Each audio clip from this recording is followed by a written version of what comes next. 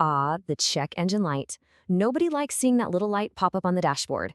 It can definitely be stressful. But hey, if you've plugged in a scanner and it's spitting out a Ford code P000E, don't worry, we're going to break down exactly what that means and what you need to do about it.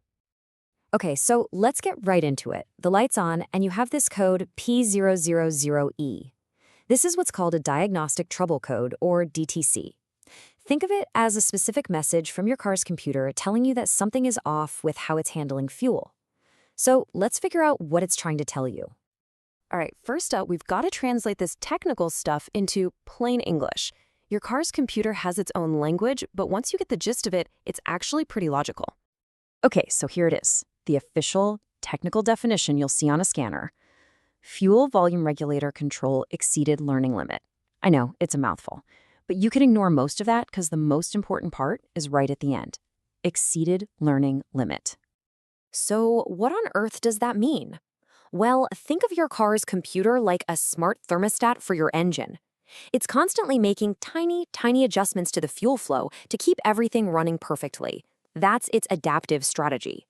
But when a problem gets so big that the computer can't adjust for it anymore, it hits that learning limit. It's basically throwing its hands up and yelling, "Hey, I can't compensate for this problem anymore. You need to check this out." So that leads to the big question, right? What is this problem that's too big for the computer to handle? Well, let's put on our detective hats, because we're going to investigate the 3 most common culprits behind that P000E code. Our first, and probably one of the most common suspects, is an issue with the low-pressure fuel system. This is the part of your car that's responsible for grabbing fuel from the tank and starting it on its journey to the engine. If the pressure drops here, it throws the whole system out of whack. And that usually boils down to 2 things. The problem could be a weak or dying fuel pump that just doesn't have the oomph to push enough fuel. Or there could be something wrong with the fuel line itself. A clog, a leak, maybe even a kink in the line. Either way, the engine isn't getting the steady fuel pressure it needs to run right. All right, moving on to suspect number 2. This time, we're looking at a specific part, the fuel volume control valve. You can think of this thing as a tiny, precise gatekeeper that controls exactly how much fuel is allowed into the high-pressure part of the system. Now, if this valve is damaged, it just can't do its job. Sometimes the valve itself just fails from wear and tear. But take a look at the other 2 possibilities, contaminated fuel or a clogged fuel filter. This is a huge clue. It shows that sometimes the problem isn't the part itself, but the junk that we're asking it to handle. And our third and final major culprit is right at the business end of the fuel system, the fuel injectors. These are basically high-tech nozzles that spray a superfine mist of fuel right into the engine cylinders. And an internal leak inside one of these is a really big deal. And would you look at that? Starting to see a pattern here. Just like with the control valve, injectors can fail just from getting old, but they are also really sensitive to bad gas and clogged filters. This is why you always hear about using good quality fuel and changing your filters on schedule. It really is preventative medicine for your engine. Okay, so we've got our 3 main suspects. But how does a mechanic know for sure which one is the bad guy? Well, they don't just guess. They use a very specific diagnostic test to find the real source of the problem.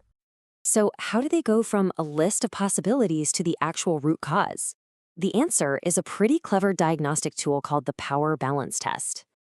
This test is actually brilliant. A mechanic uses a scan tool to see, in real time, how much work each engine cylinder is doing. If one of them isn't pulling its weight, if it's not contributing as much power as the others, that's a huge red flag pointing directly to a problem in that cylinder, which often turns out to be a faulty injector. It's a super fast way to isolate the issue.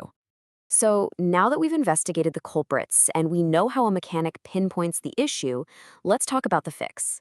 The great news is, once the problem has been identified, the solutions are actually very straightforward. And this table lays it all out perfectly. It's a straight line from the cause to the solution. If the diagnostics point to the low-pressure fuel system, you either replace the fuel pump or repair the line.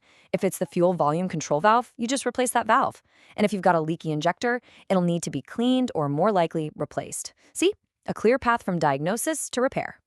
So there you have it. The mystery of the Ford code P00E is solved. We've gone from what the code means to identifying the main suspects and all the way to knowing the fix. That check engine light isn't so mysterious anymore, is it? It's just the start of a clear diagnostic journey. The only question left is, what's the first step on yours?